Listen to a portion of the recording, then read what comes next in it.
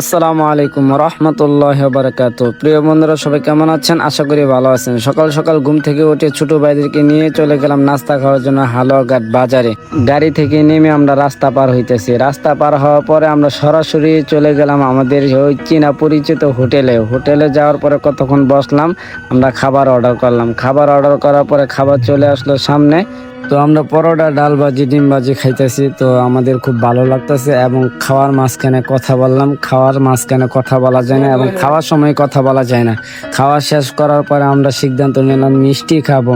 তো সবাইকে বললাম কি খাওয়া যায়। তখন সবাই বলল যে আমাদের 3 ভাই আমরা মিষ্টি কিনে নিই হাফ কেজির মতো মিষ্টি কিনলাম। কেনার পরে আমরা কি করলাম, প্যাকেট হওয়ার পরে আমাদের পছন্দ মতো একটি জায়গা আমরা সিলেক্ট করে নিলাম। সেই জায়গাতে বসে আমরা আরামসে রিল্যাক্সে বসে আমরা 3 ভাই মিলে মিষ্টি খাচ্ছি। আপনারা চাইলে এভাবে পরোটা খাওয়ার পরে মিষ্টি খেতে পারেন, খুব ভালো লাগবে। আজকের ভিডিও এই পর্যন্তই।